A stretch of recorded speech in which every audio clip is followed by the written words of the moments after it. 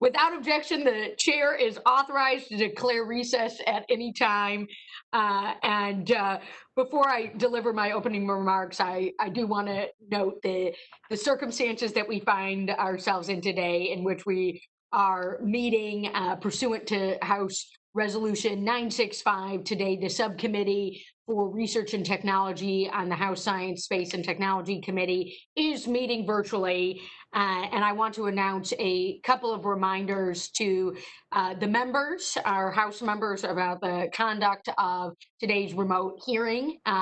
First, members should keep their video feed on for as long as they are present in the hearing, and members are also responsible for their own microphones, just as if we were in the room together. And so please keep your microphones muted unless you're speaking.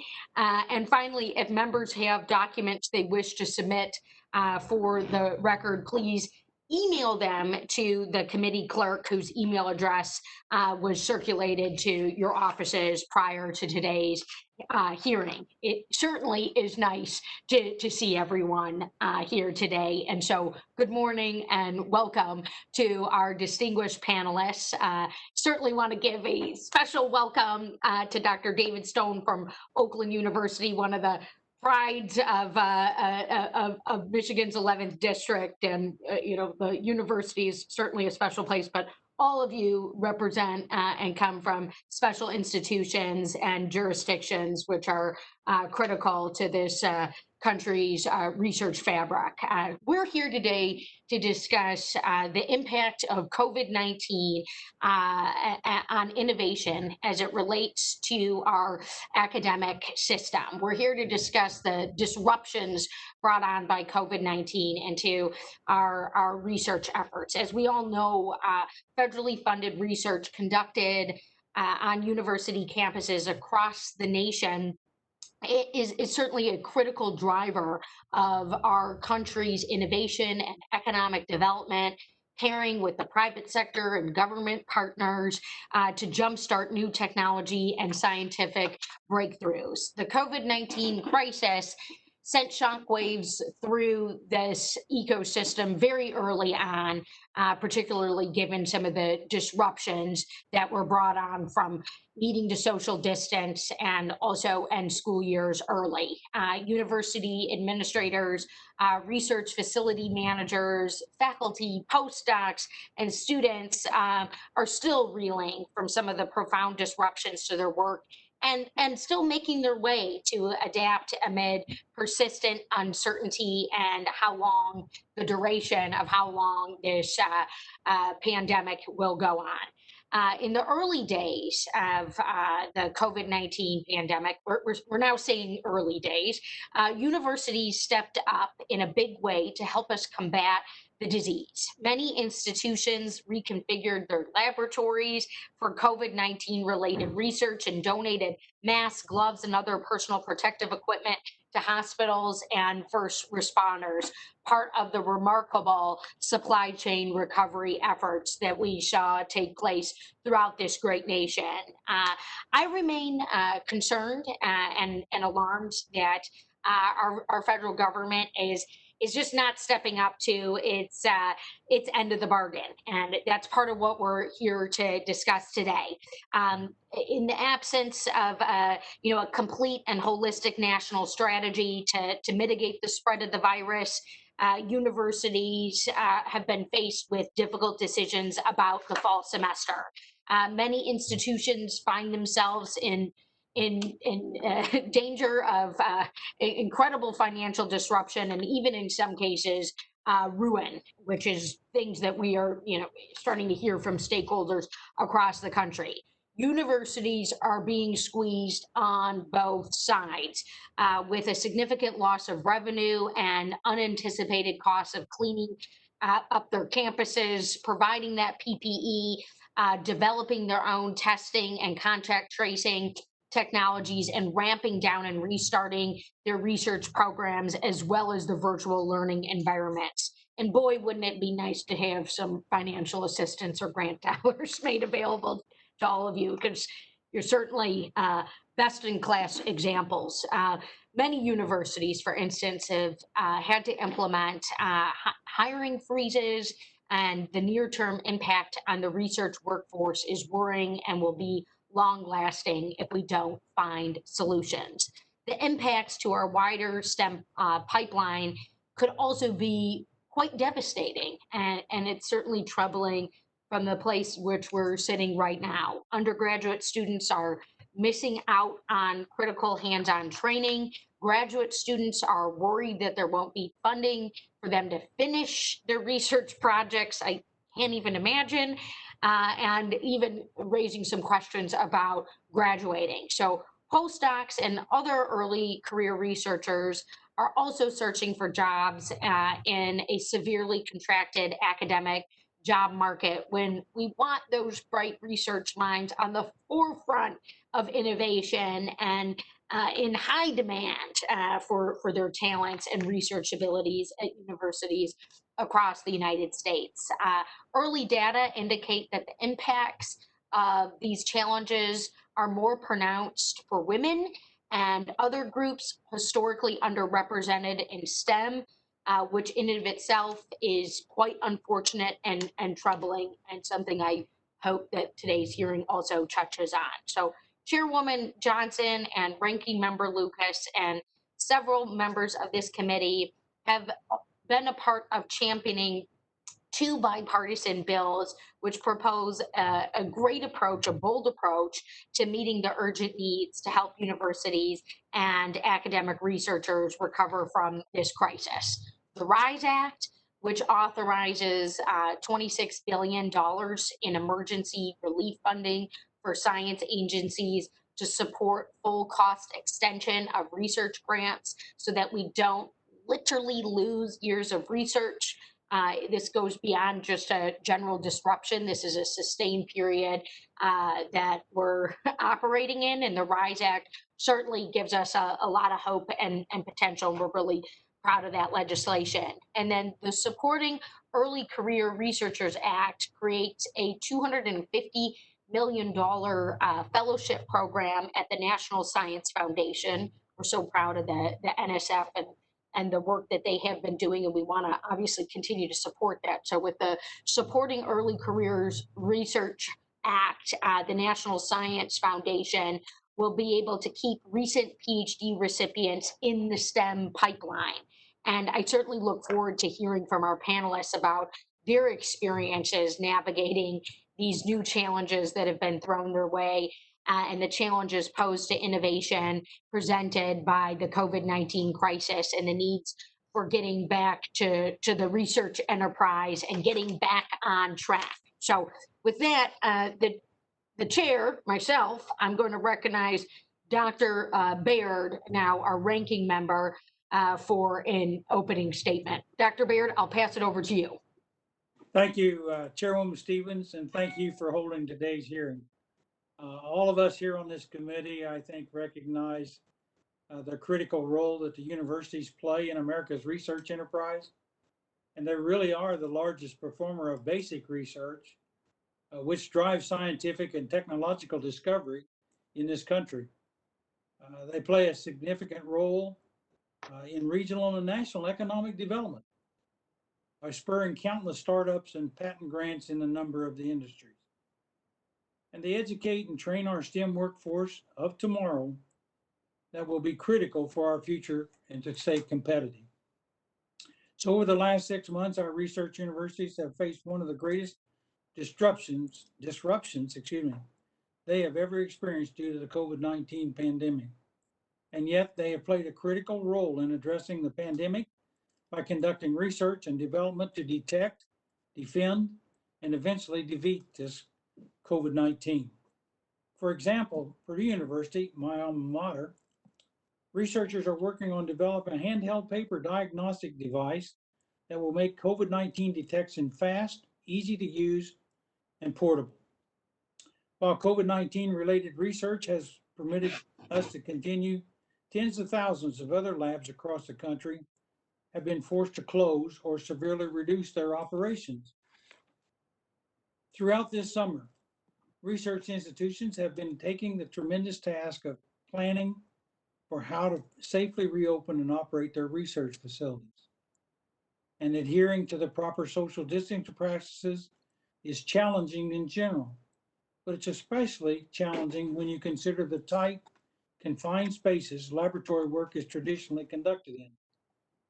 So I look forward to hearing from our witnesses today on how their campuses are dealing with these challenges and creating a quote new normal that allows the research enterprise on their campuses to rev back up. The restarting of the university research enterprise is particularly important to our future domestic STEM talent pipeline, especially early career researchers and postdocs. The limited access to laboratories has restricted the research that postdocs can complete, and in some cases, causing their trajectories to change and an uncertainty of when or if they will be able to complete their research and their degree on time. Additionally, because many universities have instituted hiring freezes, there's a great concern that many postdocs will have to leave academia to find a job in the near term, which will be extremely damaging to the U.S.'s domestic STEM talent and U.S. competitiveness. It is critical Congress take steps to fight the threat of such a loss of STEM talent and brain drain. I would like to thank all of our witnesses, and I make a special welcome to Dr. Mayer from Purdue University to taking the time to join us today, especially given it is the start of the school year, and I expect much more damaging or much more demanding than the start of a normal school year. So I look forward to hearing our testimonies and having a productive session. I yield back. Thank you, Dr. Baird. And with that, the chair now recognizes our chairwoman of the full committee, Chairwoman Johnson, for an opening statement. Thank you very much, Chairwoman Stevens, and thanks to Ranking Member Baird for holding this hearing, and thanks to all of our distinguished panelists for joining us today. The nation is in a crisis on many fronts. Due to the unprecedented lack of firm guidance, nearly 200,000 Americans have died from the COVID-19 pandemic. Millions of American children are hungry. Countless Americans have no safe place to live, and our very democracy is at stake. In the midst of all these crises, it may be hard to think about our future, and it may be even harder to convince our colleagues and the American people of the urgent need to help rescue our universities, and by doing so, help to rescue our future. And yet, that is what we are here today to discuss. For even now, we cannot afford to ignore it. Even as China looms large as a competitor, and many other nations have strong science and technology capacity, U.S. universities continue to lead the world in cultivating the next generation of STEM talent and serving as an engine for our economy. I believe that our universities can do more to recruit and nurture all talent, no matter their gender, race, disability, or other background. And I'm pleased that Ranking Member Lucas has joined me in pursuing many efforts to address diversity and inclusion in STEM education and research. While I will continue my own efforts to address these disparities, I remain confident that the American universities have the essential ingredients to help carry our nation into a healthy, secure, and prosperous future. More than that, I believe we cannot have a healthy, secure, and prosperous future without our universities. This nation is blessed with hundreds of excellent research universities that collectively serve the very diverse needs of our population and underpin our innovation economy. I am not suggesting that even the most of our universities' research is going to collapse due to COVID-19 pandemic. I am, however, deeply concerned that many institutions may not survive, that years of important research will be lost, and that we will suffer irreparable harm to our talent pipeline. I'm especially concerned about the fallout from this pandemic, undercutting the gains that we have made in diversity and diversifying our STEM pipeline, including the geographic diversity that will help communities across the nation revitalize their economies in the coming years. We cannot allow that long-term damage to happen. The stakes for our nation are simply too high. For those reasons, I did not hesitate to join my bipartisan colleagues in the House co-sponsoring the RISE Act, despite the hefty price tag. I was also pleased to be joined by many colleagues on the Science, Space, and Technology Committee in introducing Supporting Early Career Researchers Act, which is focused specifically on keeping the best and brightest in research careers that they already worked so hard for. I hope my colleagues on both sides of the aisle will continue to join me in advocating for real funding for these two bills, and I thank you and yield back. Thank you, Madam Chair. And now the chair recognizes Ranking Member Lucas for an opening statement. Thank you, Chairwoman Stevens, for holding today's hearing to examine the challenges our academic research enterprise has faced during the COVID-19 pandemic. When the pandemic reached our shores, many researchers immediately pivoted to apply knowledge and resources to fight this virus. Universities have devoted engineering departments to 3D printing personal protective equipment for frontline workers. They've engineered inexpensive ventilators and self-sterilizing equipment for hospitals. And they've even repurposed veterinarian labs to process COVID-19 tests. Unfortunately, even while doing this exceptional work, universities have also had to slow down or entirely stop other research that is non-essential to fighting COVID-19. Social distancing, travel restrictions, campus closures have forced many researchers to stop their work. There are tremendous costs to this halt in research. First, we lose the scientific knowledge and technology development that would have been gained from this work. Second, we face economic consequences.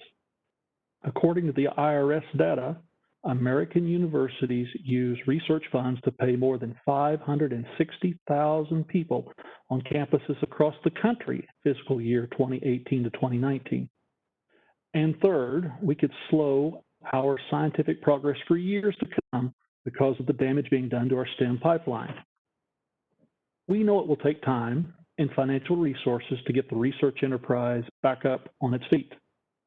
But if we do not provide the resources now, we'll be limiting our ability to support new and innovative research and forced to play catch up to our foreign competitors like China. That's why I'm a proud co-sponsor of the Research Investment to Secure the Economy Act. It will help ensure that our research sector recovers from the current challenges and continues to thrive even after the pandemic subsides. The RISE Act authorizes approximately $26 billion in emergency relief that federal science agencies will award to research universities, independent institutions, and national laboratories to continue working on federally funded research projects. This funding will allow us to continue to support the critical research we need to keep progressing as a nation. Along with the RISE Act, we have the Supporting Early Career Researchers Act, a bipartisan bill led by Chairwoman Johnson and Congressman Mike Garcia. This bill creates a fellowship program at the National Science Foundation for postdoc researchers who are unable to continue their research at universities due to COVID-19. By allowing graduate students and postdocs to stay in research rather than leaving to find other employment, these bills will help preserve our STEM workforce so we don't lose out on years of discoveries. As we fight to keep America safe, healthy, and economically stable during this pandemic, there's one certainty: our success depends on science. I look forward to hearing from our witnesses today about their experiences, the lessons they've learned, and the recommendations they have for how Congress can invest in American research and technology to overcome future pandemics and scientific challenges. Thank you, and I yield back the balance of my time. Thank you, Ranking Member Lucas. And If there are any other members who wish to submit additional opening statements, your statements will be added to the record at this point. And at this time, I'd like to introduce our witnesses. Our first witness is Dr. Joseph J. Walsh. Dr. Walsh is the Interim Vice President for Economic Development and Innovation for the University of Illinois System, a position he has held since May of this year. Prior to his position in the University of Illinois System, Dr. Walsh was a faculty member and administrator for more than 30 years at Northwestern University. Dr. Walsh currently serves on the board of directors at MXD and the board of governors at Argonne National Laboratory, among others, and previously served on the board of directors at Fermi National Laboratory, the Illinois Governor's Innovation Council, the Naval Research Academy or Advisory Committee, and the U.S. Secretary of Navy Advisory Panel. Following from Dr. Walsh is Dr. David Stone. Dr. Stone is the Vice President for Research at Oakland University in Michigan, where he is also a professor of public health and a professor of philosophy. Dr. Stone has previously taught and conducted research at Harvard Schools of Medicine and Public Health, Tufts University School of Medicine, Sheffield University in the UK, and Northern Illinois University. Dr. Stone's recent scholarship focuses on the nature of interdisciplinary and takes a transdisciplinary approach to public health, education, and research development. He has also served as an American Council on Education Fellow, as president of the National Organization of Research Development Fellows, and is a member of the charter class of NORDP Fellows. Our third witness is Dr. Theresa Mayer. Dr. Mayer is the Executive Vice President for Research and Partnerships at Purdue University. In this role, she oversees the university's research enterprise and supports engagements with federal, industry, and global strategic partnerships. Prior to her role at Purdue, she served as Vice President for Research and Innovation at Virginia Tech and in a number of roles at Penn State University, including Associate Dean for Research and Innovation and Engineering, the Site Director of the NSF National Nanotechnology Infrastructure Network, and Director of the Materials Research Institute Nanofabrication Laboratory. Dr. Mayer is also a member of the U.S. President's Council of Advisors on Science and Technology, otherwise known as PCAST, and a fellow of the Institute for Electrical and Electronics Engineers. Our final witness is Mr. Ryan Muzzio. Mr. Muzzio is currently pursuing a Ph.D. in physics at Carnegie Mellon University, where his research focuses on the electronic properties of novel materials and devices in the 2D regime by utilizing nanoscaled angle resolved photo emissions and device fabrication. Mr. Muzzio is also serving as a student volunteer on Carnegie Mellon's Equity, Diversity, and Inclusion Committee. This is just an amazing panel. I feel like we could spend witnesses. I feel like we could have testimonies individually and hearings about what each of you have dedicated your careers to. So thank you so much for your time today with this science committee. Our witnesses should know you're each going to get 5 minutes, your spoken testimony, and your written testimony, which these testimonies, folks, are fabulous, okay? I mean, there's addendums, there's graphs, they're doing research on the research. This is an amazing moment in time. So your written testimonies are going to be included in the record for the hearing. And when you've completed your spoken testimonies, we're going to begin with questions, and each member is going to have 5 minutes to question the panel. And I know we got a lot of fabulous members of Congress here. We're all chomping at the bit to have this conversation, have this hearing, talk about our legislation. And we're going to begin with our first 5-minute testimony. We got the clock buzzing in the background here. We're going to hear from Dr. Walsh. And so with that, Dr. Walsh, we'll begin with you. Thank you, Chairwoman Stevens, Ranking Member Baird, and members of the subcommittee. Thank you for inviting me to testify and for holding this timely and important hearing. You asked about the impacts of the COVID-19 crisis on the research enterprise and steps Congress can take in response. In brief, the impacts have been and could continue to be significant, disrupting productivity, the careers of students and postdocs, and the development of new technologies that drive the economy. Strong federal assistance, including passage of the RISE Act, is needed to help repair the damage to America's research universities and researchers. In my written testimony, I documented the challenges we face and the actions to take. Here, I will focus on the pandemic's harmful impact on research, the consequences to the nation's research infrastructure, the effects on our students and researchers, and the role the federal government can take going forward. Research universities train students, produce graduates, and conduct research that leads to new knowledge. They also provide the infrastructure that serves as the backbone for the nation's research and development enterprise. The resulting outputs drive U.S. economic prosperity and are the foundation for the country's health, well-being, and national security. In their role as researchers, every faculty member at a research university should be viewed as the sole proprietor of a small business, a research group. Each is an entrepreneur striving to produce two key products, new knowledge and graduates.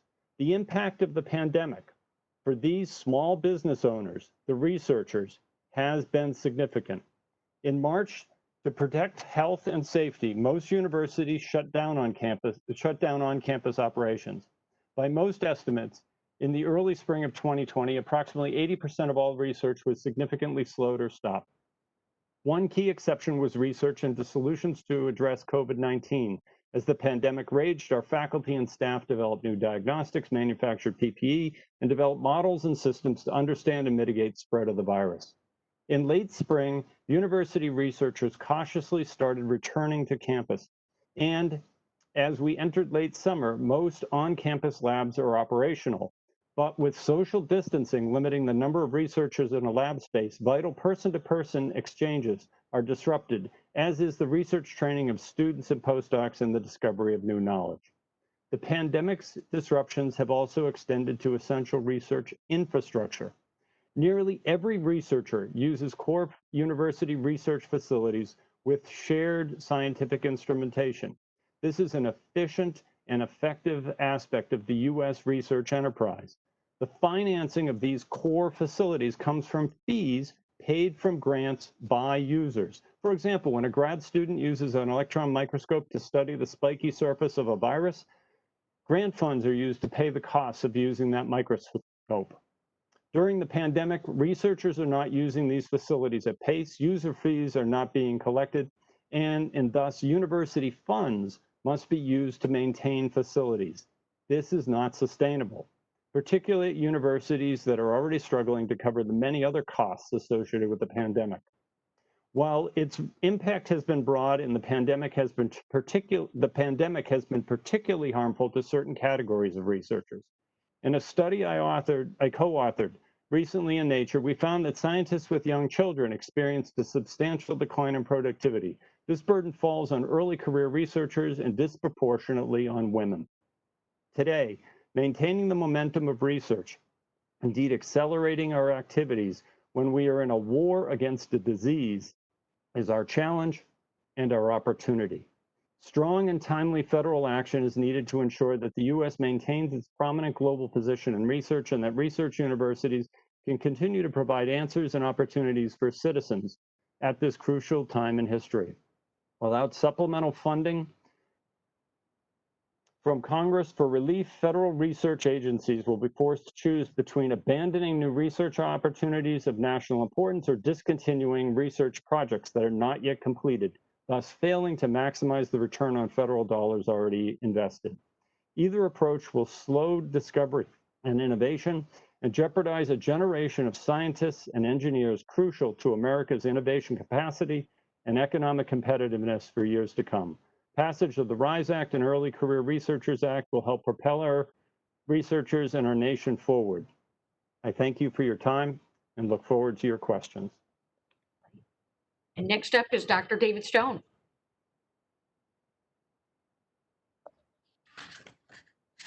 Good afternoon, Chairwoman Stevens, Ranking Member Baird, and members of the subcommittee. Thank you for allowing me to address you today. Oakland University sits proudly in Chair Stevens' district and provides undergraduate, graduate, professional, and medical education to about 19,000 students who come largely from the surrounding counties in Southeast Michigan. Oakland is classified as a Research II university and does provide doctoral training in the physical sciences and engineering that is supported by federal research funding. But for the purposes of my comments today, Oakland is representing and speaking to the challenges of the nearly 400 public universities around the nation that are neither state flagship nor land-grant institutions. These regional universities, which include many historically Black and Hispanic serving institutions, are the backbone of U.S. science, engineering, and technology's workforce pipeline. We accomplish this by providing meaningful research experiences to our undergraduate students that engage them directly with faculty in solving real problems and contributing to the scientific record by publishing their results. As such, we serve as the launching pad for the majority of STEM students, including the underrepresented minority students and first-generation college students who bring a diversity of experiences, perspectives, and goals to our science and engineering workforce. In general, the effects of the COVID-19 pandemic on Oakland University and other regional universities mirrors what you've already heard in terms of disruptions, delays, and added costs of agency-funded research. At this point, only a third of Oakland University's funded researchers and students are back in the labs. To give an example, we have a 30-year NIH-funded study of DNA damage, which is important to long-term spaceflight. When these highly productive faculty restarted preparations for their next experiment at the National Superconducting Cyclotron at Michigan State, they quickly realized that the only person on their team who knew how to fabricate their nanoparticle samples, one Mr. Alex Stark, was an undergraduate who was not allowed back in the lab. The principal investigator petitioned me to make an exception, but I could not contravene the governor's executive order. In the end, this high-powered team had to wait 6 more very unproductive weeks to get their expert undergraduate back in the lab. The pandemic has imposed a different set of challenges on Oakland University and other regional universities than just traditional research grant funding.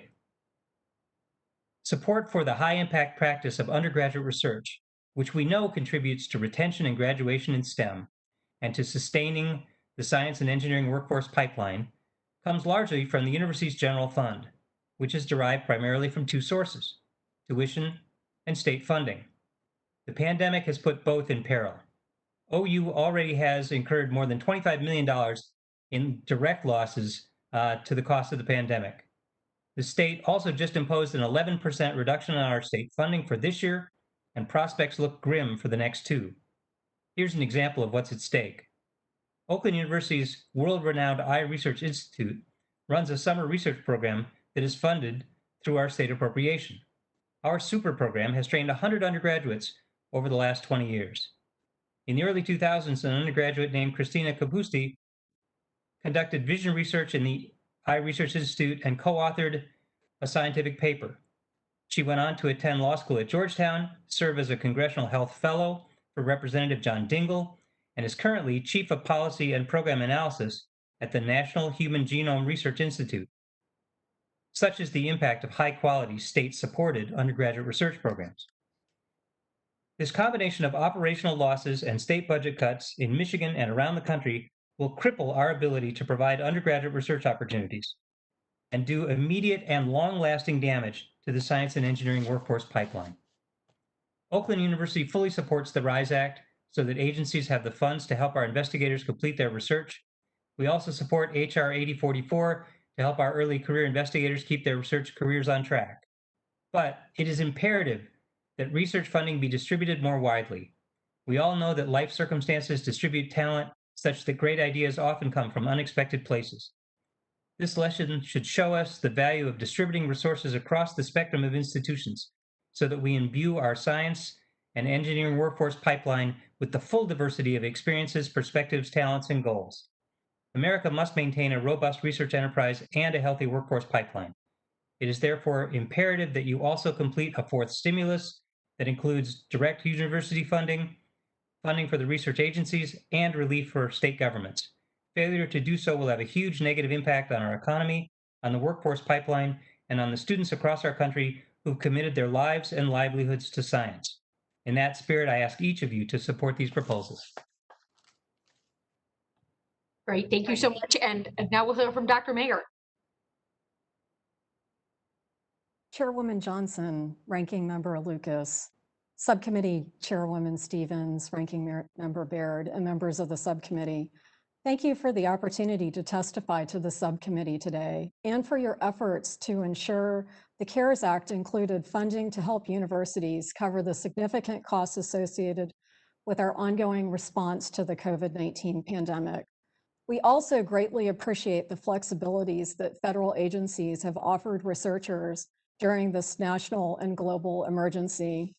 Our 70-year partnership with the federal government has brought our nation unparalleled success in basic research at the frontiers of science and transformative innovation in technology and medicine. Most importantly, it has built human capital. This academic talent, research, and tech transfer will be key in the emerging industries of the future, such as artificial intelligence, quantum information science, 5G, advanced manufacturing, biotechnology, and others. Today, I am pleased to share the perspective I gained leading the COVID-19 research response at Purdue and through my collaboration with colleagues in the Big Ten Academic Alliance and beyond.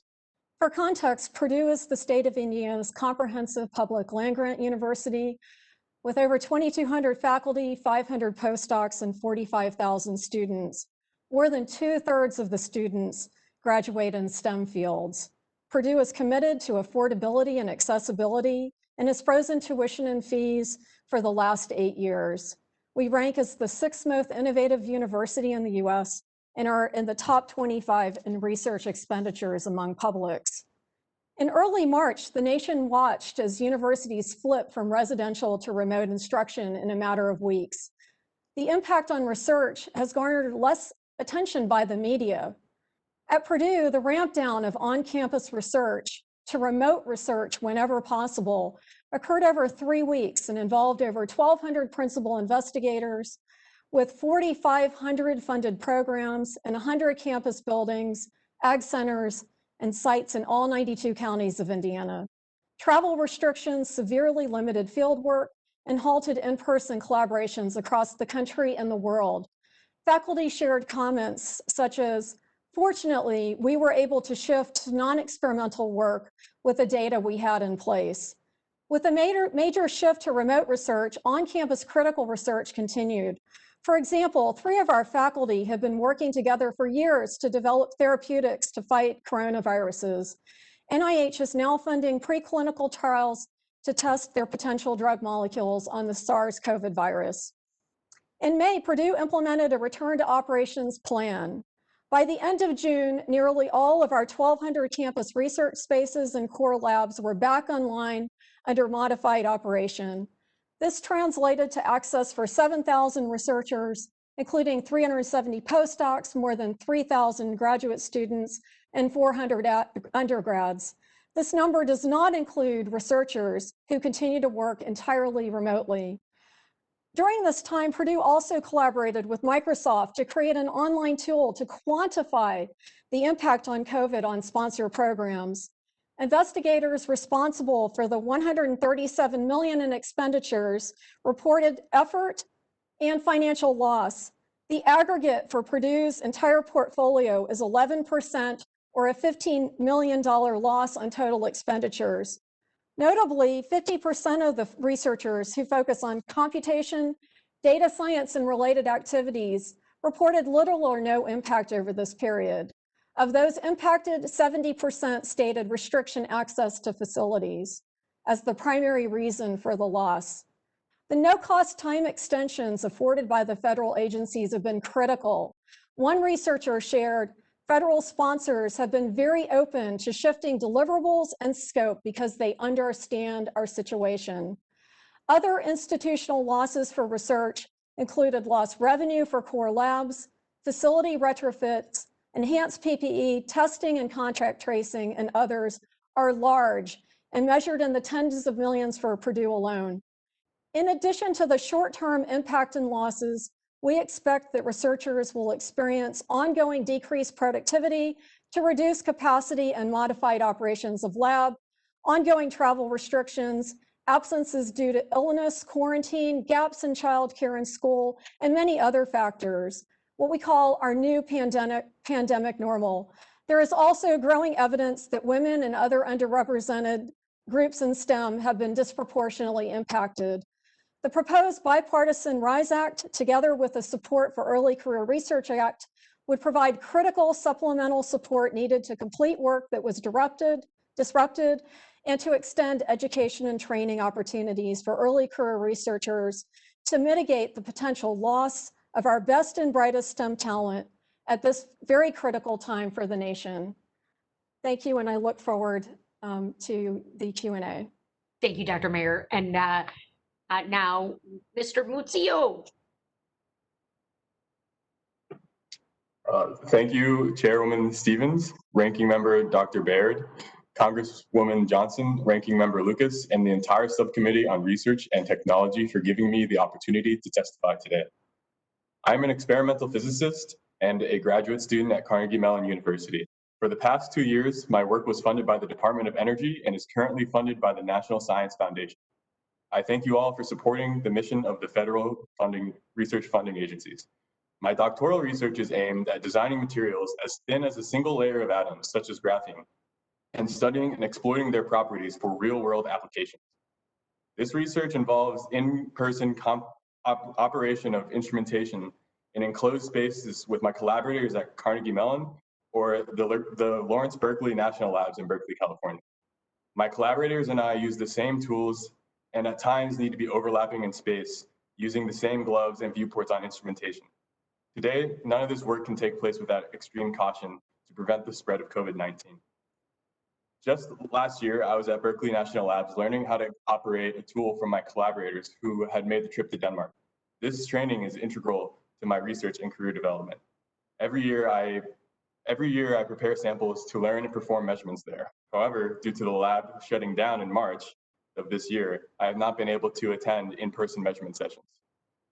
My ultimate goal is to work at a national lab for an extended period of time, and missing these sessions impacts my chances of attending or attaining such a position. I've also missed opportunities to work and network with researchers at conferences. The pandemic has also drastically slowed my ability to perform research and make meaningful progress towards my Ph.D.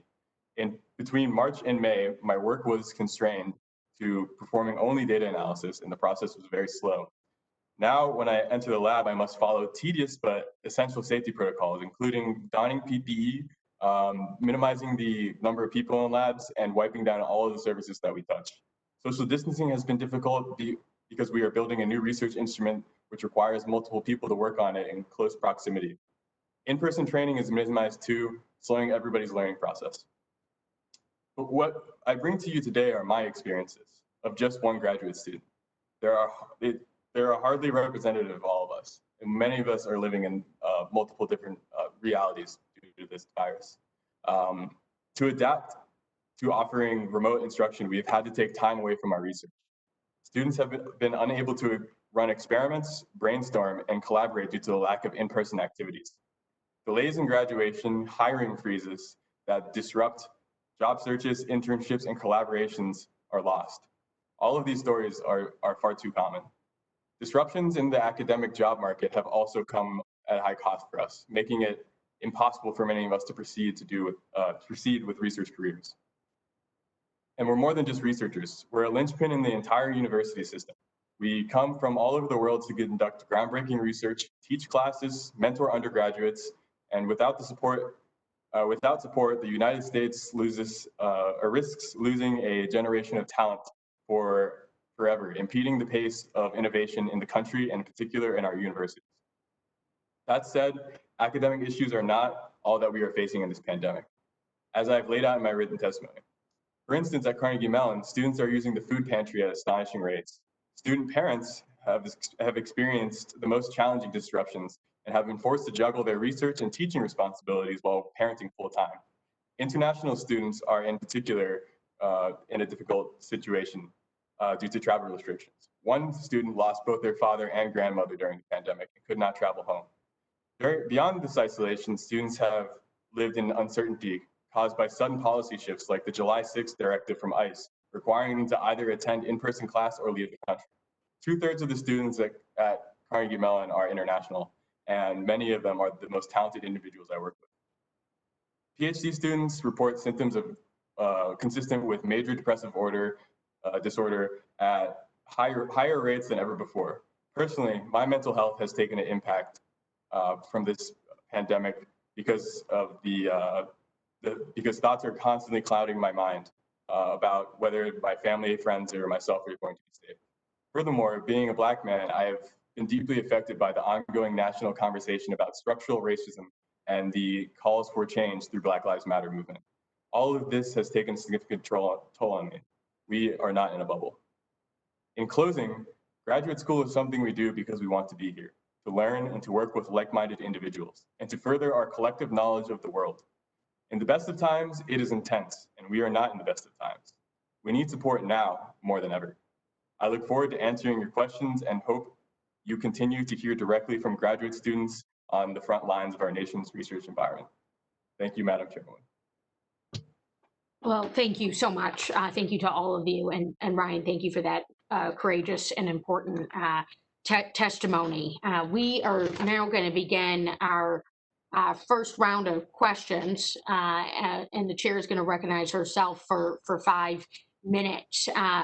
We are here today to talk about the research and innovation directive of this nation that is people-fueled, by the universities and the research centers that exist throughout our country. And certainly today we've had the opportunity to really hone in on the role that innovation and economic development play as a cohesive force in communities and localities across this country. We know that we are at a crux.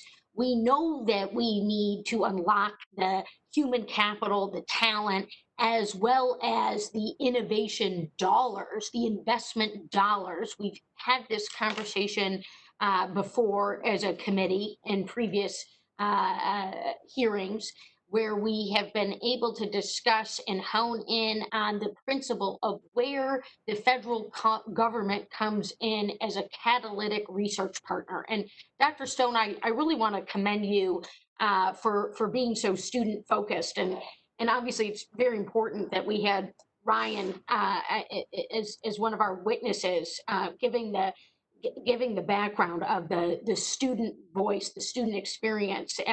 And certainly in your testimony, hearing about the iResearch Lab at Oakland University, as well as some of the other recent student experiences that have taken place. And what I'd like to hone in on is something that this committee focuses on, particularly in our role with the National Science Foundation, which is unlocking the federal dollars to be of best use for the ultimate success of the research and the outcomes of that research. And so if you look at the grants or the research awards that you're getting, one, I'm very interested to hear about the time frame and adjustments to the time frame and the flexibility. Two, the additional support that you might need for safety measures or protocol or adjusting to this current environment and some of the uncertainty with the time frame on that. And then three, Dr. Stone, if you don't mind, also, and you can kind of combine this all into one, but I think what's so special about what's going on at Oakland University is something you touched on, being a smaller university that's not land grant, that's doing a lot with a little, and some of how you're existing today as a university with the measures that you put into place as a university to operate right now with the contact tracing and some of the testing that you have going on at the university. And you get a whopping 2 minutes to answer. David. Thank you, Chair Stevens. And I might ask you to repeat the first part since it didn't start as a question. But let me start with the time loss challenge. Yeah, as I said, we are a research team. We do lots of funded research, NIH, NSF, DoD, others. And the fact that this far into the pandemic, only about half our labs are back online at all, and only about 35% of our faculty and students who are normally paid on funded grants are active in their labs, is saying to us that the challenge here isn't simply replacing the 2.5 or 3 months that we were out of our labs. It's that it's very difficult, and you heard this a bit from Ryan, to rethink about how you structure experiments that usually require people to stand right next to each other or share a given instrument, to do that when they have to stay 6 feet apart. I mean, we have state rules that govern how we can practice research. And in doing that, we're seeing that a lot of the research that we're trying to do is simply impossible in the old ways, and we haven't yet found the new ways.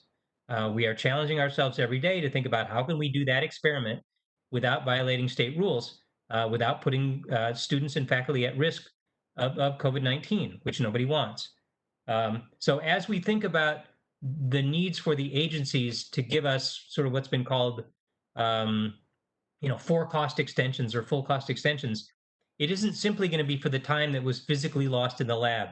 It's going to need to also cover the challenges that we have in overcoming how you do research this way, because we can't do it in many cases in the old way.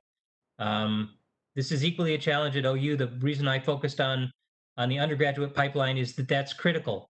And undergraduate research isn't funded usually by grants, but is funded by the states. And that's our bigger challenge. Well, we're right at time, David, so I'm going to stop there, but I will loop back with you on that first question. And then with that, I'm going to pass it over to Dr. Baird to keep us on time for 5 minutes of questioning.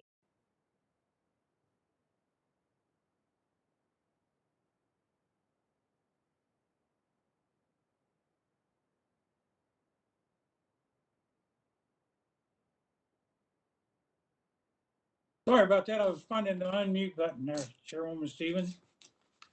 But anyway, Dr. Mayor, in order not to get into your time, in your testimony, you state you're leading the COVID-19 response for the university-wide research enterprise at Purdue University. And I know that President Daniels has called the school back and the students, they have had quite a challenge and made a tremendous effort over the summer to bring the students back. So would you briefly discuss some of the key aspects of Purdue's response and how you are coordinating these all across Purdue's multiple campuses? Thank you, Ranking Member Baird, for asking about the integrated response. It has, I think I'd begin by saying that I think for most of us involved in the response, as you probably say, that a COVID day is equivalent to about a week of normal time. So it has been a very intense and integrated response.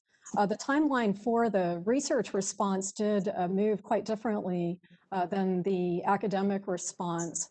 We ramped down over a course of 3 weeks as I indicated, shut down or ramped down activities remaining with critical research activities. We were fortunate in the state of Indiana that we were able to maintain a fairly large level of activity. We had over 400 labs that were able to continue to work at reduced capacity. And one thing that I'd really like to emphasize, I think this came up before, is that our entire enterprise, our faculty, our students, they are flexible and agile, and they worked incredibly efficiently to make the best of a very bad situation. Spending the 3 weeks as we gave them advance warning about the ramp down, trying to wind down experiments, collect data so that they could continue to work efficiently for what was at that point an undefined period of time. But I think that that has really been beneficial in ensuring that there was some degree of continuity. We've pointed out that oftentimes a missing critical lab member can really disrupt the research, and that has definitely been the case. Briefly turning our attention to the ramp up, it really was a whole of university approach, including the other campuses, in that we had to, as the research enterprise, It's not simply about the research labs. And one thing that I'd like to point out is that we oftentimes think of research labs as people in white coats next to wet benches. But in our research enterprise, recall that we are really the feeder to all industry sectors. What that means is everything from agriculture, people working in the field, to people conducting biomedical research, all the way to doing engine research. And those labs are all distinct. So through this process, we worked with, as Dr. Walsh pointed out, our individual groups in order to customize the safety measures that they needed to put in place so that we could meet the safety criteria so that our faculty and our students could come back and continue the very important work that they're doing. We focused on continuing to de-densify campus. And so even though we have moved to reopen labs, and I did do a poll of our Big Ten, the range of opening right now is everywhere from 50% to providing access to labs, but that does not mean that the labs look the way that they did before. We're operating, many are operating remotely. We are asking our students whenever possible to work remotely. And we have to reduce the overall capacity at any given time. And so that's really changing the way that we're doing work. We're moving into what we're calling the new pandemic normal. And so the amount of effort, I think this was an earlier question, Koger did a very interesting study and projected that the cost of doing research under the new pandemic normal, under these modified operating conditions, will be higher than previously. So we need to take all of these measures into consideration. But it has been a whole of university approach. There's not a single group that we haven't worked with. And I just really want to, once again, recognize all of the tremendous faculty and students and postdocs for all of the efforts and trying to make the best out of a very bad situation. Thank you. Dr. Ware, and I appreciate you reminding me of the term de-densify. And that's what we use in this situation. So de-tensify. So I yield back. Great. And with that, recognizing Chairwoman Johnson for 5 minutes of questions. Thank you very much. Am I unmuted? Can you hear me? Yep, we can hear you just fine. Okay. Thank you very much. I guess I would like to point this question to all of our witnesses, but most especially to Dr. Muzzio. I'm very concerned about the potential loss of talent due to the contraction of the academic work market. The unprecedented financial strain on universities has led some institutions to implement hiring freezes, which threatens to derail recent graduates and postdocs at a critical point in their career. This potentially irreversible loss of talent from the research pipeline could have lasting negative consequences for the U.S. innovation and economic competitiveness. Can you talk about what is needed to help the recent Ph.D. recipients weather this crisis? And I note that several members of the committee have introduced this bill to establish a new $250 million fellowship program at the National Science Foundation. Could you also give us some thoughts on this bill and the supporting of Early Career Researchers Act? So I'd like to hear from all of you, but I'd especially like to hear from Mr. Muzzio. Thank you very much for that question. So I will say that I definitely support, and I know that the Carnegie Mellon Graduate Student Assembly and the MIT Graduate Student Council both support this bill.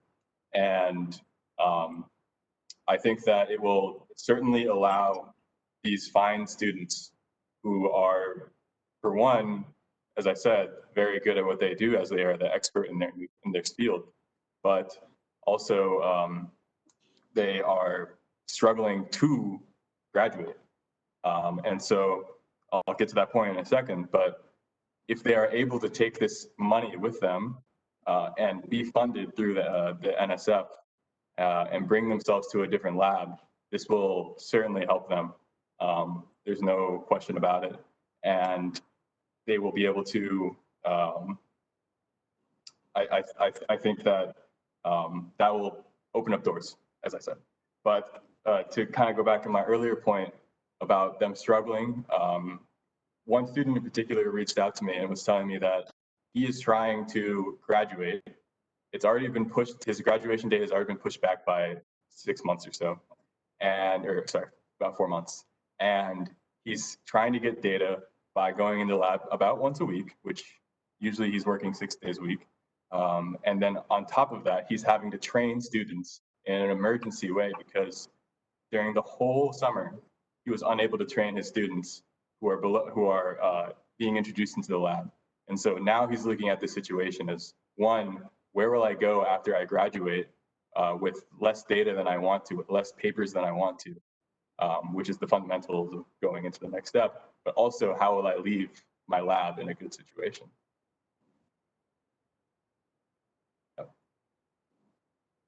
Thank you. If I may, Next witness.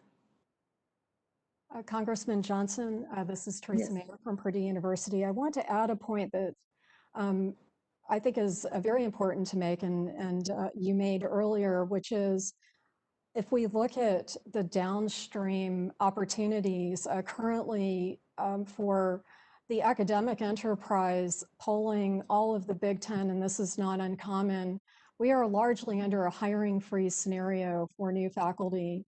And so the pipeline, the opportunities, the downstream opportunities are simply not there. The different industry sectors are being impacted differently, some continuing to hire, while others not in a position to hire. And so the support, particularly of the Early Career Researchers Act, is an essential part of the solution to ensure that we maintain continuity and provide opportunities to weather the storm and allow our enterprises to recover, to provide those downstream opportunities for our best and brightest to continue in that pipeline.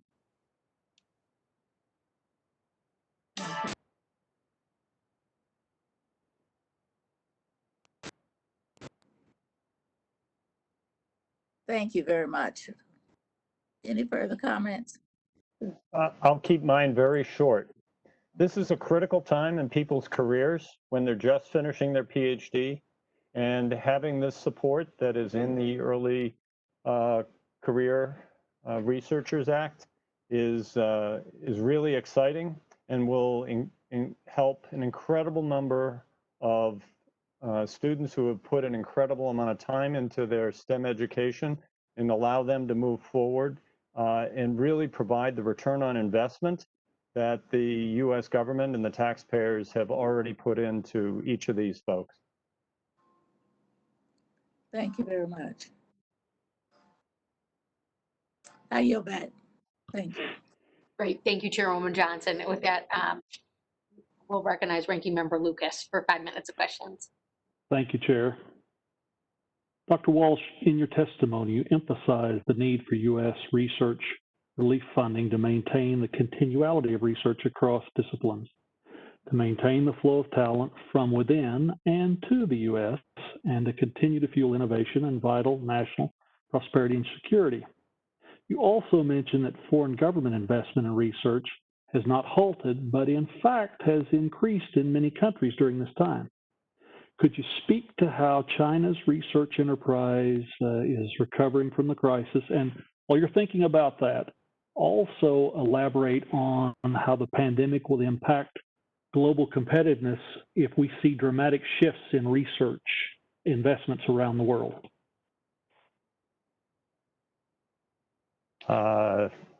Representative Lucas, those are great questions. Regarding China, I would note that Xi Jinping gave a talk within the last few weeks, And he said that China must make breakthroughs in core technologies as quickly as possible. And he was making that statement in regard to the changes that have occurred in the sort of global landscape, in part due to COVID and in part due to international relationships. There's a history within China of taking those statements and turning them into actions. And I think that none of us would be surprised to see that those actions move forward. So regarding China, I think we will absolutely see activity. I don't frankly know what they're doing right now, but it is clear that that messaging, that was clear messaging that came out of the leadership in China. I think you're also going to see a time when there are very heterogeneous responses to COVID-19. Certainly one of the things that we have seen in the United States is that different universities have different responses to COVID-19. You've got a couple of them represented here. And as Dr. Mayer is stated, within the Big Ten and actually across the major research universities, she and I have had a lot of conversations with folks and seen many different ways of doing things.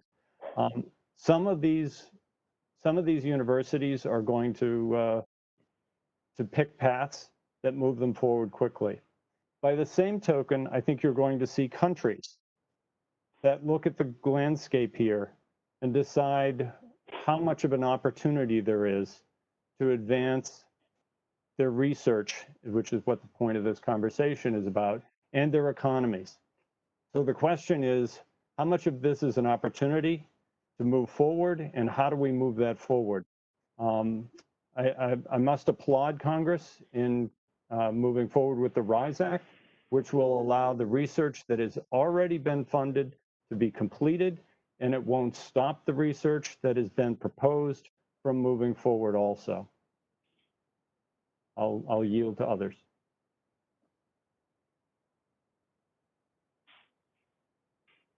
Dr. Mayer and Dr. Walsh, both on this question. Speaking of the nature of universities, I'm a land grant university graduate, very proud of that from Oklahoma State University.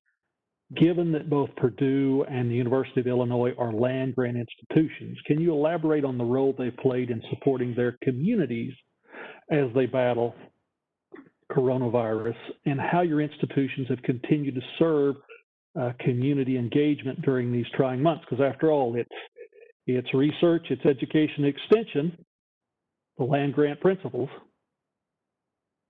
Either one of you. Thank you, Chairman Lucas. I really appreciate you asking that question.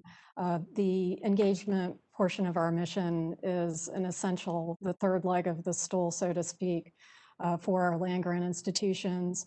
And we've continued to support in multiple ways, including through our agricultural extension, working hand in hand with our communities around the state, continuing to ensure that understandings from disruptions due to COVID, as individual farmers are concerned about supply chain disruption.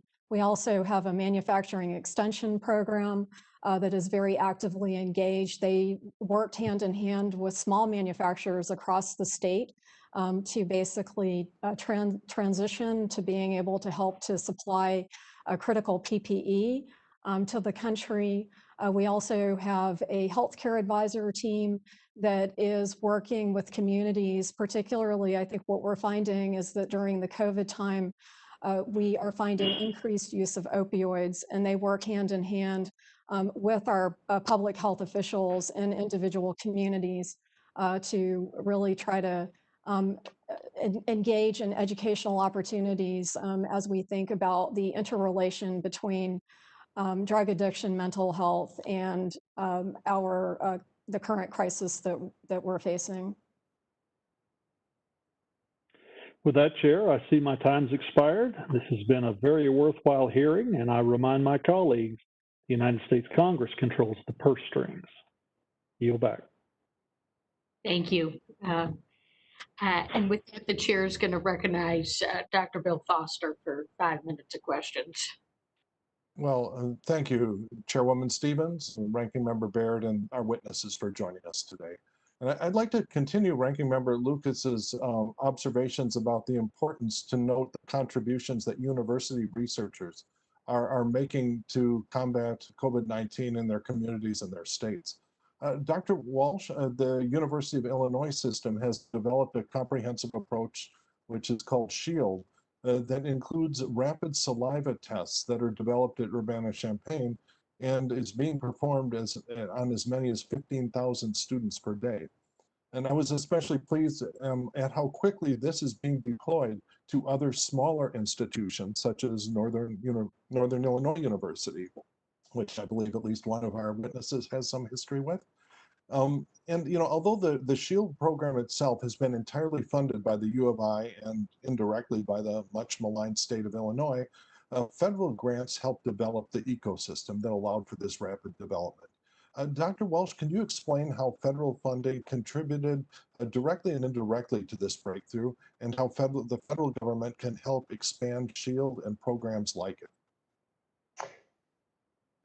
Representative Foster, thank you very much. You're right. We developed very quickly a saliva-based test for COVID-19 that has sensitivity and specificity that's sufficient to help us mitigate the spread of the virus, that has a turnaround time that allows us to isolate and quarantine folks quickly, and that we can do in reasonably high frequency, so it's low cost. And it's non-invasive because it's saliva-based. The whole process started in late March, actually.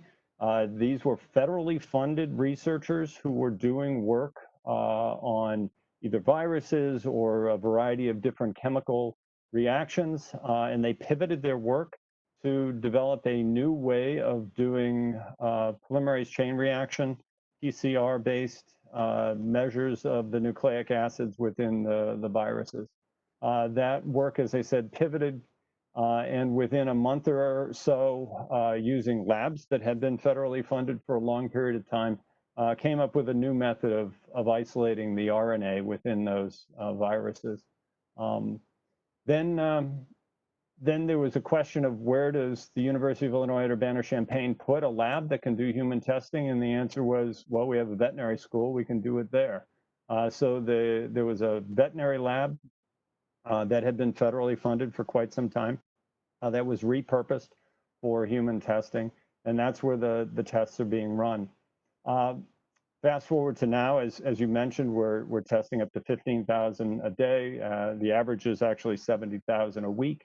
And we're catching very early in the process of folks who are usually asymptomatic, not usually, almost entirely asymptomatic, but carriers of the virus.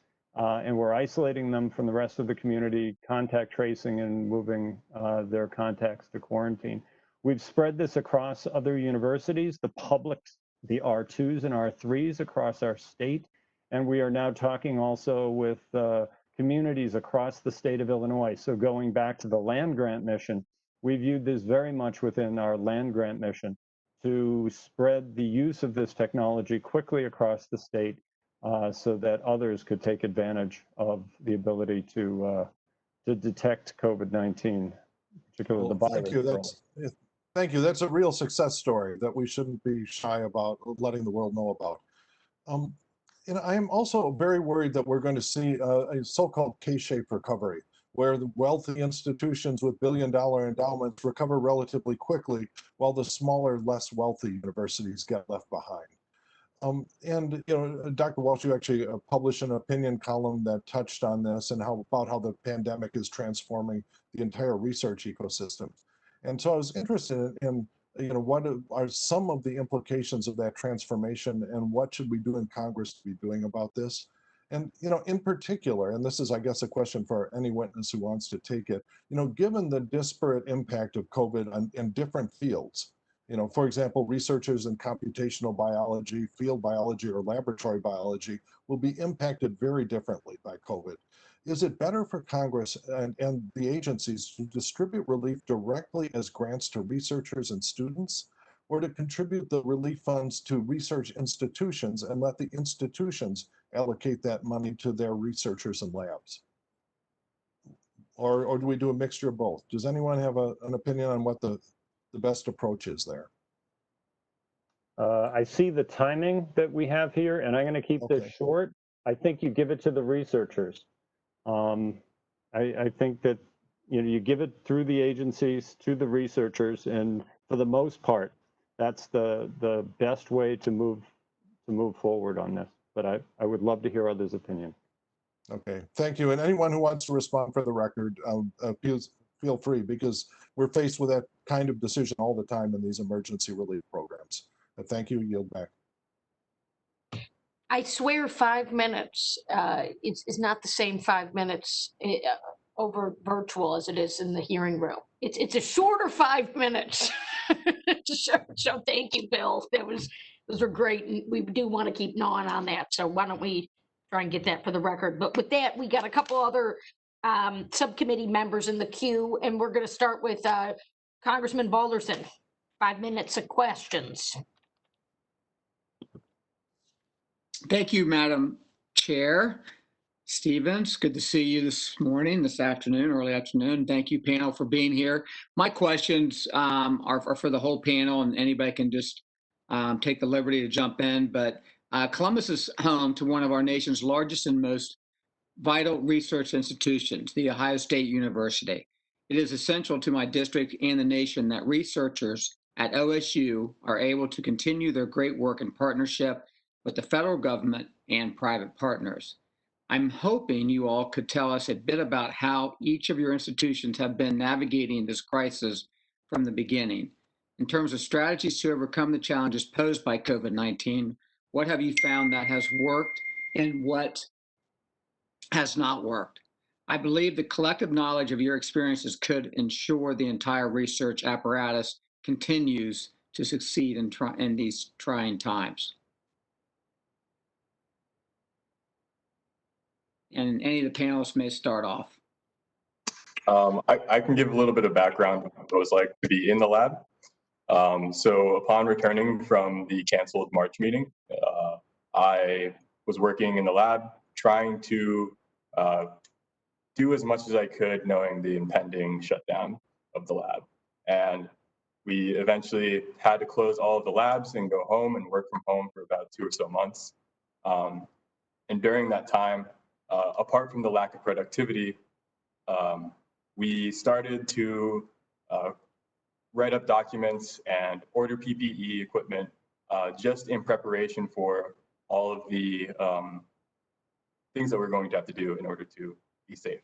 So my lab, were approved to be one of the first labs back onto campus. And that the way that we did that is by applying, and it went through many sectors of people who are experts in this sort of information, which I can get more information later, but not right now about who they are. But it went through all of them, and we were finally approved.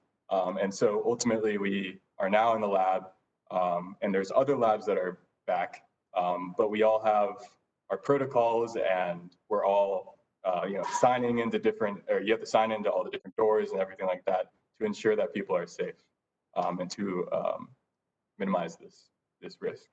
But there's always that impending potential for the lab to shut down again. So that's my experience in the school.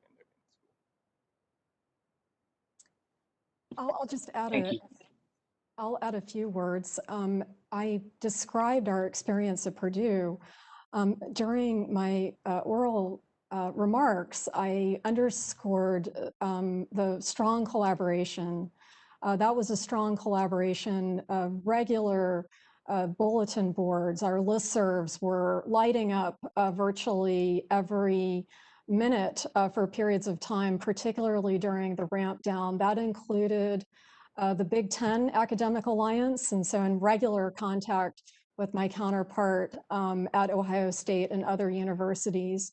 And in fact, we iterated with one another to inform and learn as different people were in different stages of both the ramp down as well as the recovery. I also want to underscore the importance of the APLU, the the Association for Public and Land-Grant Universities, which is a network of public institutions across the country that includes R1s and R2s. And I think through that network, once again, we were able to share best practices. And so it's been a highly collaborative and engaged process and continues to be. When I was preparing, I very rapidly reached out to the Big Ten and had immediate responses in terms of just being able to share where they are in the recovery. Thank you. I'll add just a couple quick things. What works? Actually, virtual meetings are interesting in the sense that they work in a lot of ways really well. You can go and you can listen to a talk that you wouldn't normally be able to go to because it's really easy to get there. Okay. There are aspects of it that don't work because you can't do networking there, but there are aspects that work. Opening up the labs has actually worked really well. The coronavirus is not spreading in the labs.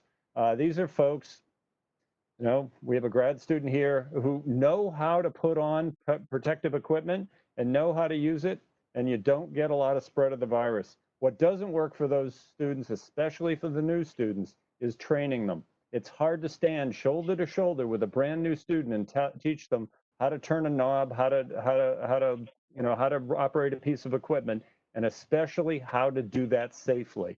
The other thing that's not working really well is core facilities. I mentioned that earlier. Representative Foster asked, where should the money go? Researchers or institutions? Core facilities, a nanofabrication lab. You have to have funding for that goes directly to the institution to fund that sort of thing. Quick. Thank you all. Thank you all very much. Thank you, Chairwoman Stevens. Yeah, great question, great responses. And with that, we've got Congressman Anthony Gonzalez here for 5 minutes of questions. Hello. Thank you, Madam Chair, for convening this hearing, and thank you everybody for all that you're doing during this pandemic. Certainly a unique time. I wanted to start with Dr. Walsh, if I could, and or anybody who has insight on this. It's obviously been a massive disruption from a research standpoint, but what are we learning from other countries with respect to how to continue the research enterprise, and are we falling behind? I think it's obvious that our research enterprise is being damaged by the COVID-19 pandemic in certain ways, but relative to our competitor nations, how do you feel we're stacking up, and what can we learn from them in terms of overcoming these barriers and getting back on par? So, there's a couple of answers to that question. One is, frankly, it's early to tell exactly what every country is doing. I'm not sure you were in the room earlier. I mentioned that China is looking to move forward in funding of core technologies, which, candidly, I would take as AI, quantum, those sorts of technologies. So I suspect what you will find is that other nations will put substantial resources at this time into technologies that will move their ecosystems, in particular their innovation ecosystem, their economic ecosystems, and their national security, that they will move those forward. That's what I expect. Thank you. I think you highlighted a long-standing issue, which is one that I've been talking about in this committee for the last year and a half, or almost 2 years now, which is chronic underfunding and lack of focus, in my opinion, from the federal government with respect to how we fund our research enterprise. I'm somebody who wants to significantly increase the funding that we provide to the basic research space, because it's my opinion that's an investment, that's money incredibly well spent, and in a world where we're competing on every major technological innovation with the Chinese Communist Party, those are fights that we need to win, frankly. And so I appreciate what you said there. Also in your testimony, you mentioned the need, or not the need, but the necessity to reimagine operating assumptions with respect to our research enterprise as a result of COVID-19. What could you share in that vein that we all should know about, and what learnings might we be able to pass on to the broader research community as a result of some of these sort of changed operating assumptions, if you will?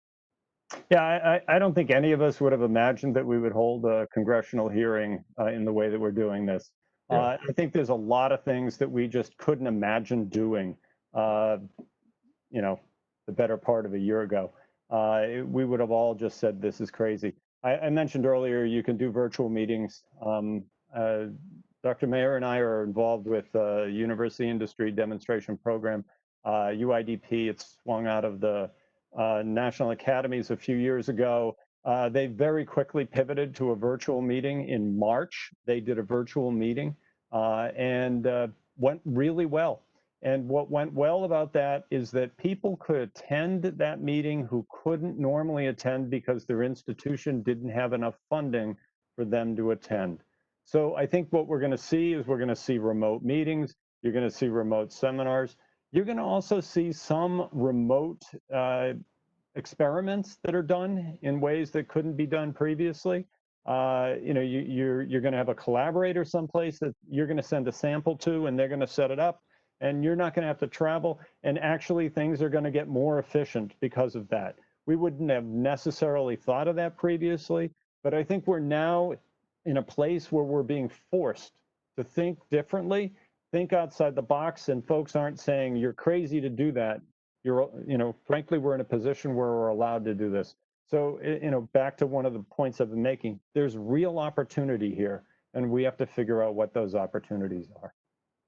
Great. Thank you for that. And I agree. Although I will say, in-person hearings are significantly more effective, in my opinion.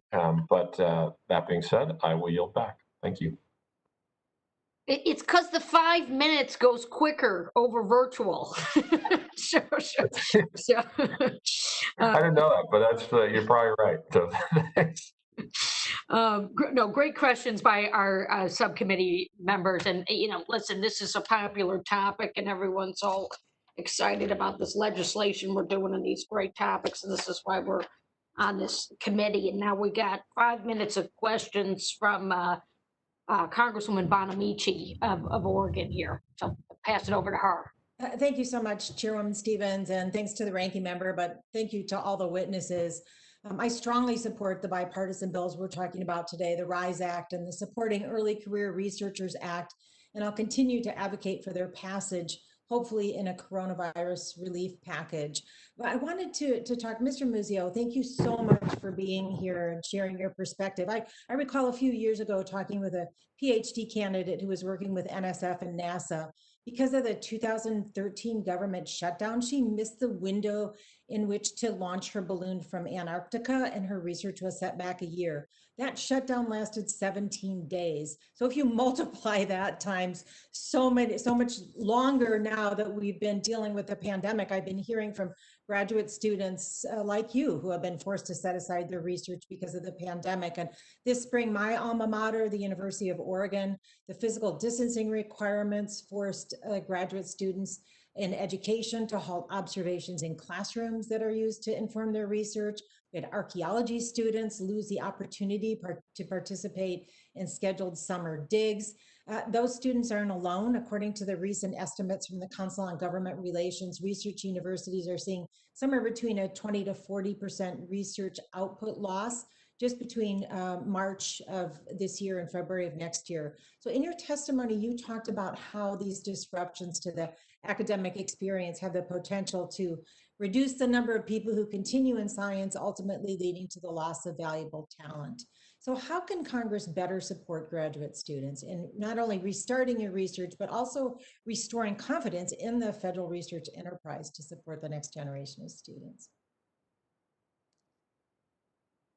Thank you very much for that question. And thank you for the support on those two bills. And I think that Um, Currently, the thing that will have the most immediate and long-lasting support for graduate students who need it the most right now will be to support those two bills, the RISE Act, as well as the Supporting Early Careers Researchers and Act. And to support that yourself, but also to get other people on board with it as well. And so to have these discussions and like hold hearings like this, and I thank you so much and for having this, for allowing us to have our voice heard. We appreciate your voice very much, and I saw a lot of heads nodding in the affirmative when my colleague was talking about increasing the funding for federal research. I absolutely agree with that. Dr. Walsh, Oregon State University is one of the nation's leading oceanographic institutions. It operates an ocean-going research vessel program. And prior to the pandemic, OSU scientists were scheduled to sail 3 international ocean discovery program expeditions this year on an NSF vessel. All expeditions are postponed at least a year. That creates a sort of domino effect for delays and cancellations for in-demand research that's already been scheduled. So in your testimony, you noted that most researchers have had their work temporarily halted, derailed, and some regressed.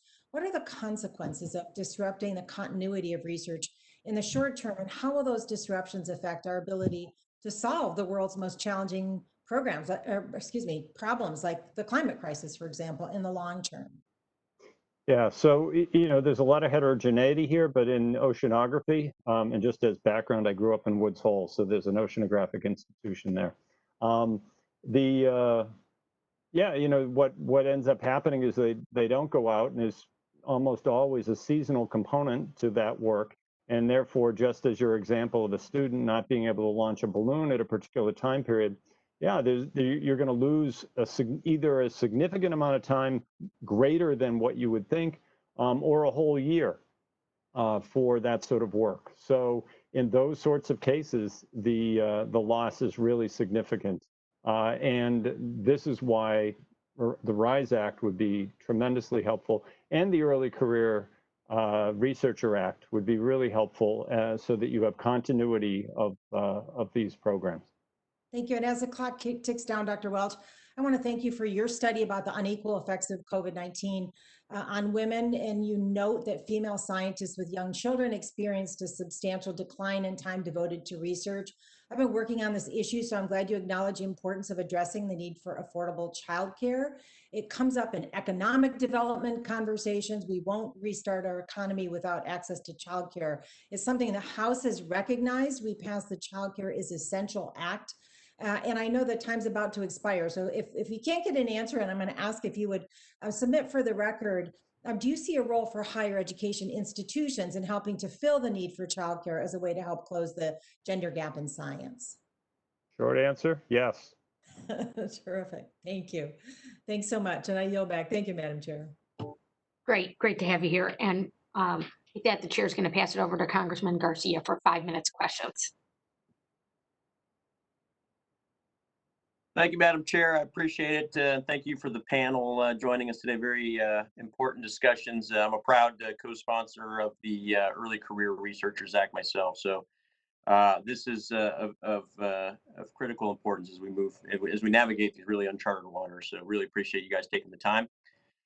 Most of my questions have actually been addressed already. So I'll just simply ask a question. I think that Dr. Mayer was touching on earlier. You were mentioning, Doctor, effectively the second and third order effects as they touch adjacent industries, whether it's the agricultural businesses, the pharmaceuticals.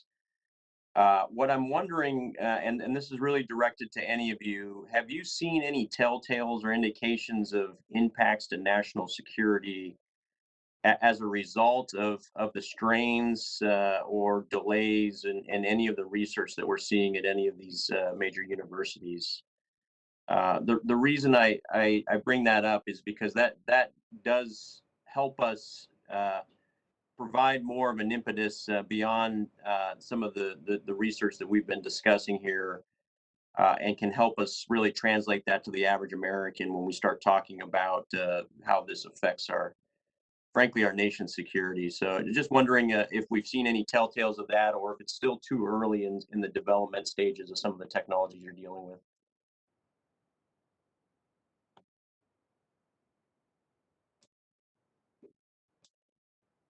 I will begin. Just as we touched on the other areas of research, the critical work that universities conduct in support of national security has been impacted as well. If you look at, particularly as we look at the areas, the 11 modernization areas for the Department of Defense, I think many of our institutions did have that as part of our critical research list. So during the ramp down, we worked very diligently to try to keep that research moving, at least in a limited capacity, so we didn't lose access to key facilities. We have been conducting work in hypersonics research, for example, and we were able to keep our wind tunnels operating at limited capacity to continue studies. Microelectronics is key to the backbone of our national security. So as we're looking at all of these areas, but they really suffered the same level of impact in terms of lab closures, in terms of delays in protocols. So we didn't see substantial differences. Okay, thank you.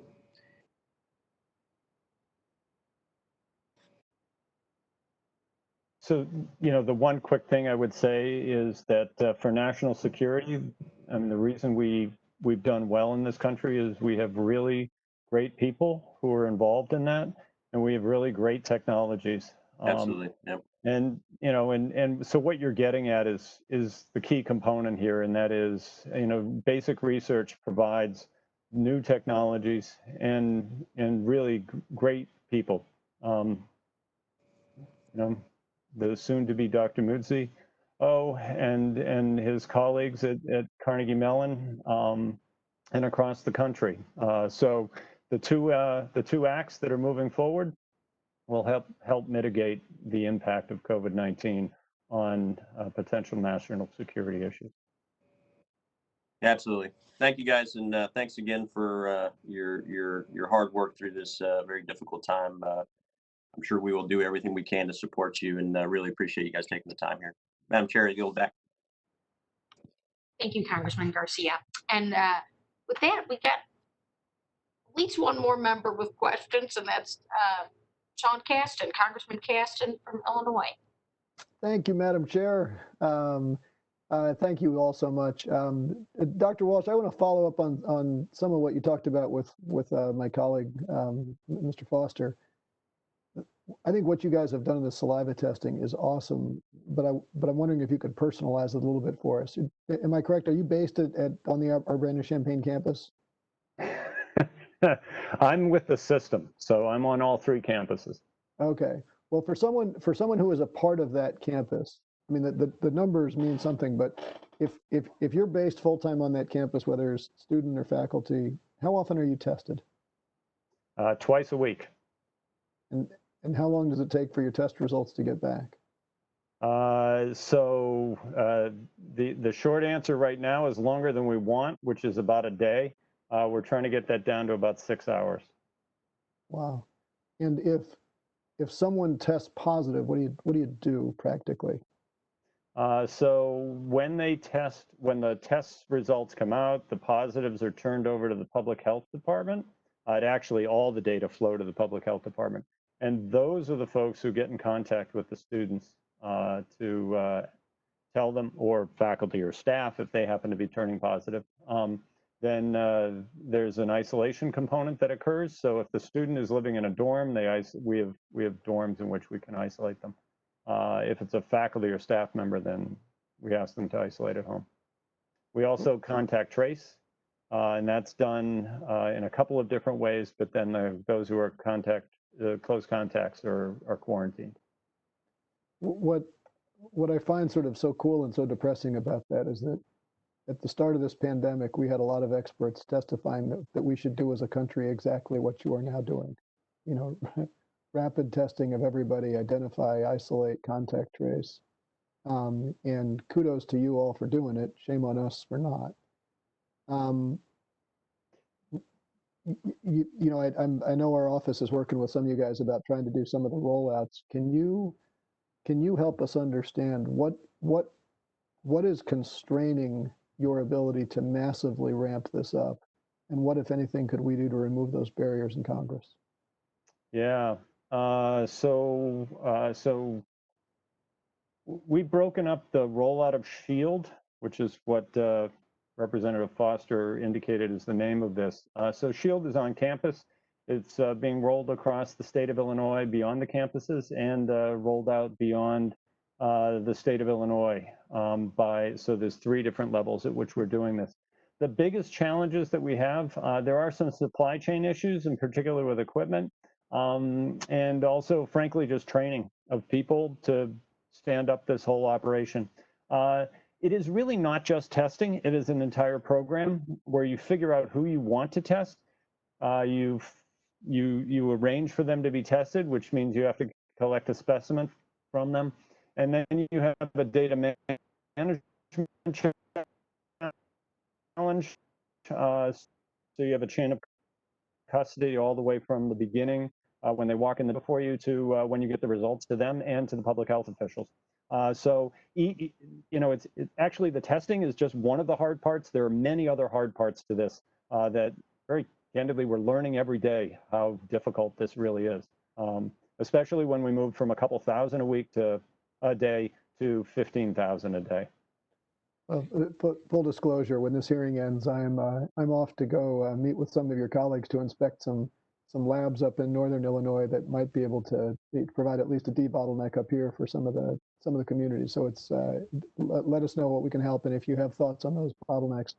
The last thing, just with the time we have left, and I don't know if you feel sort of qualified to answer this or not, but if I'm understanding right, you are doing the first really large-scale testing of asymptomatic populations.